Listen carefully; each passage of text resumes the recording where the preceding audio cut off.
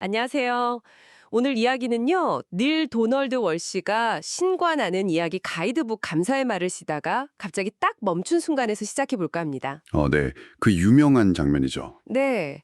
내 가장 친애하는 친구이자 내 가장 가까운 동료인 신에게 감사를 드린다. 딱 이렇게 적는데, 어? 내가 지금 신이랑 우정을 나누고 있구나. 이걸 문득 깨달은 거예요. 그러면서 다음 책에 대한 어떤 영감 같은 걸 받게 되죠. 정말 예기치 못한 순간이었을 것 같아요. 그렇죠. 그래서 오늘 저희가 함께 깊이 파고들 자료는 바로 닐 도널드 월시의 신과 나누는 우정 2의 일부입니다. 저자의 아주 개인적인 경험, 그리고 그 과정에서 나눴다고 하는 신과의 대화가 담겨 있어요. 네. 단순한 기록이라기보다는 뭐랄까, 한 사람의 영적 여정, 그리고 그 의미를 찾아가는 과정에 대한 이야기라고 볼 수 있겠습니다. 맞습니다. 그래서 이걸 통해서요, 저자가 신과 대화 이후에 가장 많이 받았던 질문들 있잖아요. 아마 듣고 계신 당신께서도 궁금해하실 만한 그런 인간적인 질문들이요. 네네. 어떤 질문들이었을지 궁금하네요. 그리고 저자가 말하는 신과의 우정, 이게 대체 뭔지, 그 본질.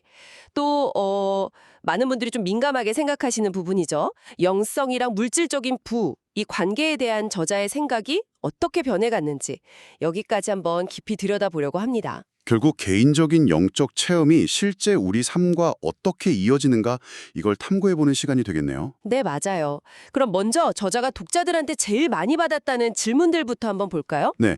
그게 뭐였냐면, 그 존재가 진짜 신인지 확신해요? 왜 다른 사람도 아니고 당신이었어요? 그리고 그 경험하고 나서 삶이 어떻게 달라졌어요? 뭐 이런 것들이었다고요. 이게 참 흥미로운 게, 뭐 복잡하고 어려운 신학적인 질문보다는 이런 되게 인간적인 경험의 진위나 그 영향, 이런 걸 더 궁금해했다는 거잖아요. 그렇죠. 이게 결국 뭘 보여주냐면 다른 사람의 특별한 경험을 통해서 결국엔 자기 자신에 대해 더 알고 싶어하는 그런 마음이 아닐까 싶어요. 아, 타인을 통해 나를 알고 싶어 하는 말은, 네, 자료에서도 그런 이야기가 나와요. 우리는 다른 사람 경험 속에서 참된 자기 자신을 발견하려는 그런 깊은 갈망이 있다는 거죠. 저자는 이걸 뭐 끌어당김의 법칙이라든지 아니면 세포 차원의 보편지성 뭐 이런 개념으로 설명하는데 요점은 그거예요. 우리는 본능적으로 다른 사람과의 연결 속에서 나를 이해하려고 한다는 거죠. 저자는 또 신과의 대화를 통해서 인간이 겪는 모든 고통 있잖아요. 그 근본 원인에 대한 답을 얻었다고 주장을 하죠. 네, 그게 뭐였죠? 바로 우리가 서로한테서 떨어져 나왔다고 믿는 거. 그리고 원래는 하나인데 그 하나됨, 원네스라고 하죠. 이걸 부정하는 데서 모든 비극이 시작된다는 거예요. 그게 바로 인간이 겪는 근본적인 내적 갈등 상태라는 거군요. 네. 본능적으로는 혹은 저자 표현대로면 뭐 세포 차원에서는 연결이나 하나됨을 막 갈망하는데 의식적으로는 정신적으로는 계속 분리되어 있고 개별성을 고집하고 이 모순이 있다는 거죠. 네, 맞아요. 이 깊은 모순 때문에 삶이 고통스럽다. 저자는 이렇게 보고 있고 그래서 신과의 관계를 회복하는 것, 즉 하나됨을 다시 깨닫는 걸 통해서 이 갈등을 풀 수 있다. 이렇게 말하는 거고요. 흥미롭네요. 근데 있잖아요. 이 신과 나누는 우정이라는 책 자체가 처음부터 딱 계획했던 게 아니었다는 점도 재밌어요. 아, 그랬나요? 네. 저자는 3부작으로 자기 할 말은 다 했다. 메시지는 완성됐다. 이렇게 생각했었대요.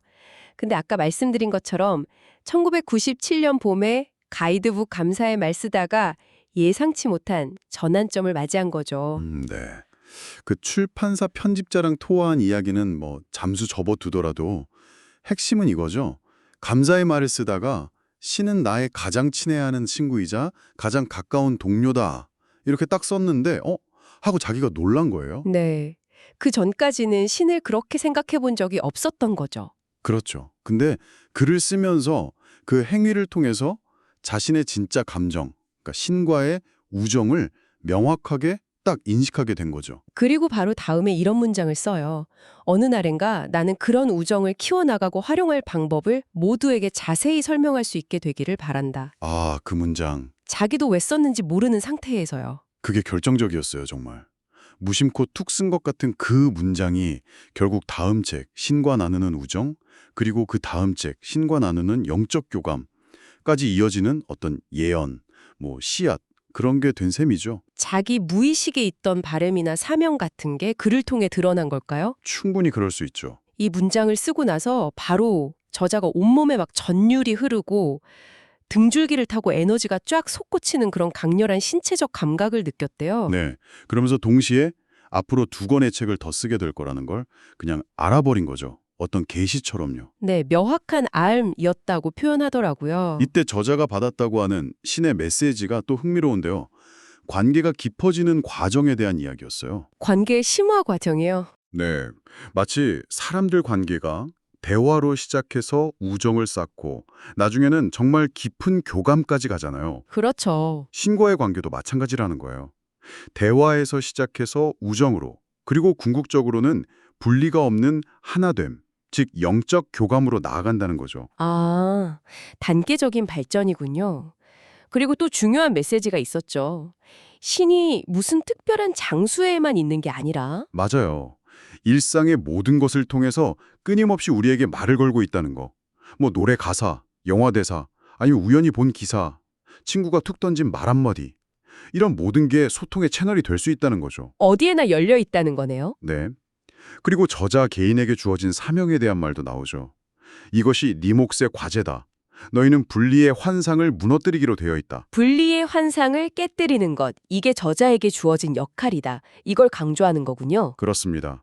이 분리라는 환상이 인류의 근본적인 문제라고 보는 거죠. 이 강렬한 경험을 글로 옮기는 과정에서 저자가 다시 신과 대화를 나누게 되는데 여기서도 재미있는 부분이 있어요. 어떤 부분이요? 신이 그러더래요.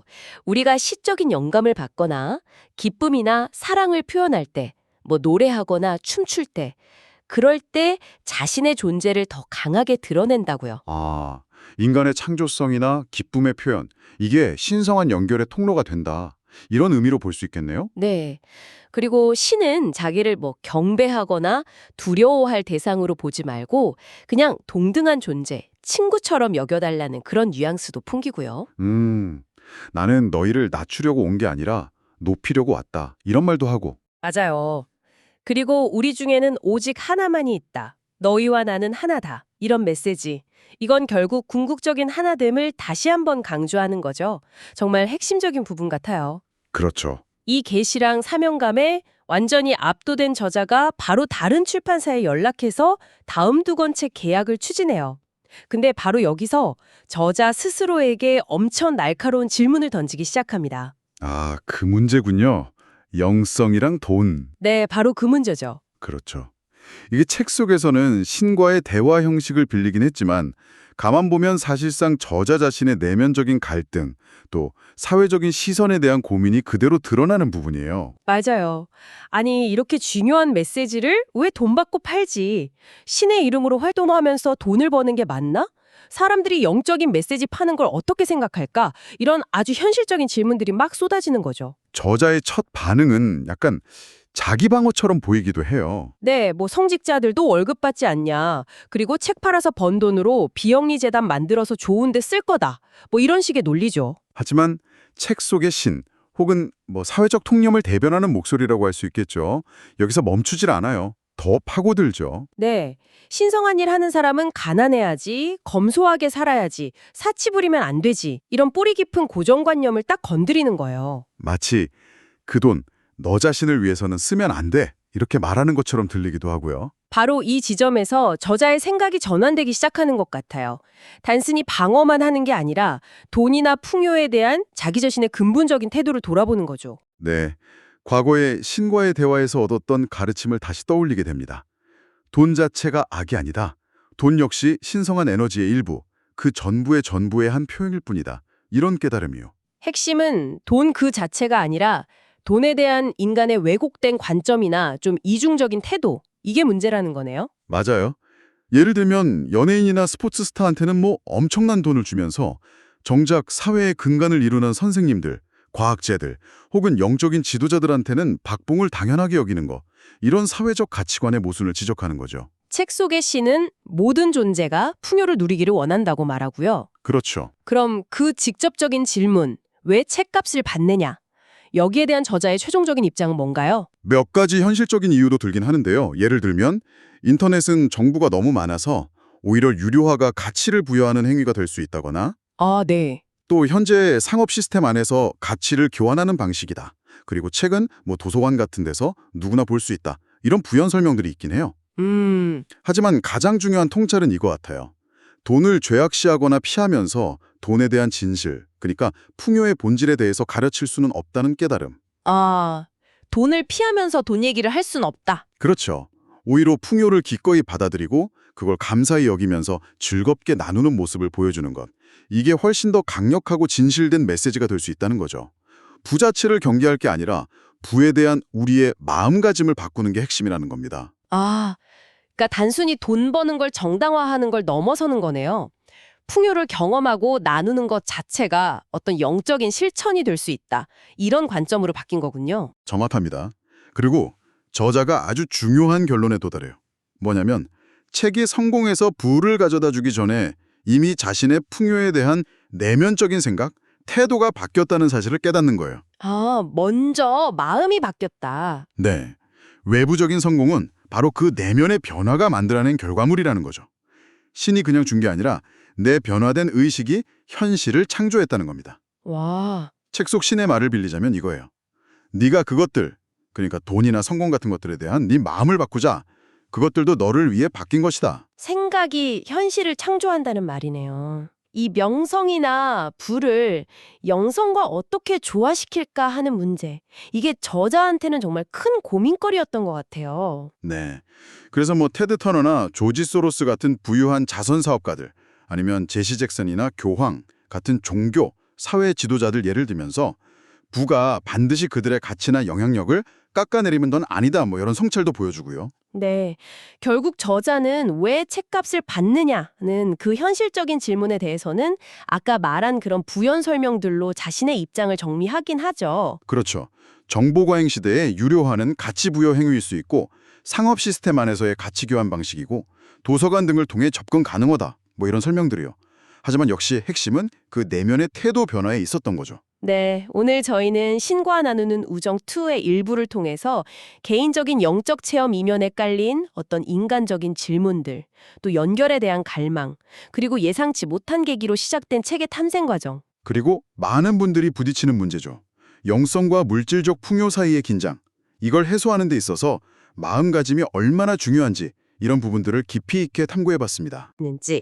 그리고 우리 사회가 영적인 기여를 포함해서 다양한 가치에 대해서 어떻게 보상하고 있다고 생각하시는지 이런 것들을 잠시 돌아보는 시간을 가져보셔도 좋을 것 같아요. 마지막으로요, 한번 곱씹어볼 만한 아주 흥미로운 지점을 던지면서 마무리할까 합니다. 네, 뭘까요? 저자는 처음에 이 책 쓰는 게 신의 지시나 영감이라고 굳게 믿었잖아요. 그랬죠. 근데 책 속의 신은 뜻밖의 말을 해요. 그거 내 아이디어 아니었어. 그거 네 아이디어였어. 이렇게요. 아, 반전인데요? 네.